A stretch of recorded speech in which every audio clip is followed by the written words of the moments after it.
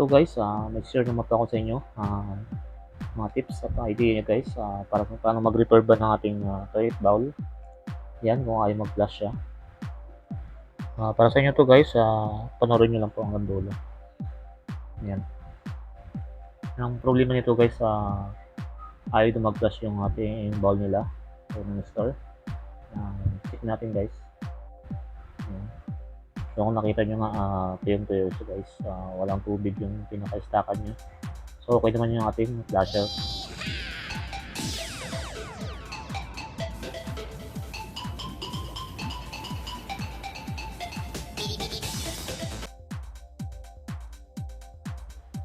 So yung guys, tinanggal na natin yung connector ng hose. Yan.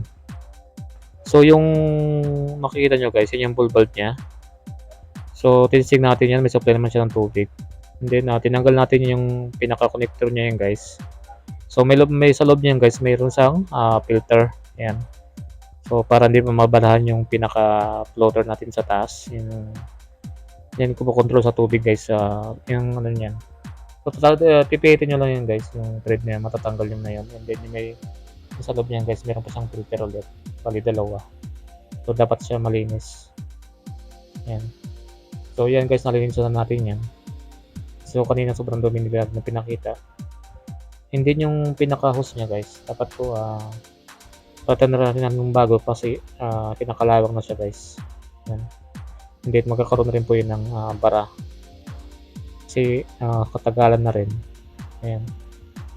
Din iwan natin yung valve niya guys. Kapag meron na siyang sumisirap na tubig, ibig sabihin okay na siya.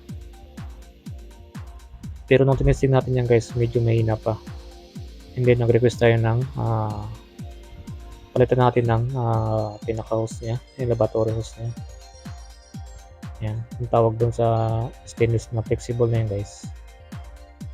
Lavatory hose or stainless flexible hose.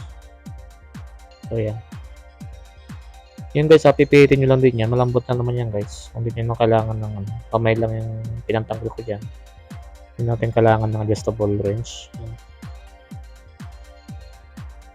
So yan guys, yung nabili natin na lavatory hose nya. So ang piliin nyo guys, yung ganyan, yung may sariling higpitan na siya. Para piliin natin kamayin. Yan, kung gusto nyo tanggalin o palitan, madali lang guys. Pipitin nyo lang kamay yan. So hindi naman kailangan sobrang higpit yan guys kasi may gasket naman siya. So easy to install yung ganyan guys. So may size naman siya kung gusto nyo mahaba, meron naman yan guys. Sa mga hardware, so marami yan. Saka mura lang naman yan guys. So yan, salpak na natin yan guys. Itesting natin yung flash nya. So yan, medyo mahina pa siya. Kasi nga hindi pa puno yung ating stock.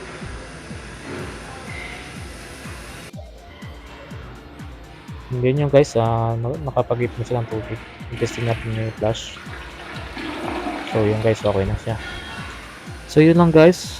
Don't forget to subscribe my YouTube channel guys, and please like and comments na rin po para mabalikan ko kayo guys. So maraming salamat po and God bless.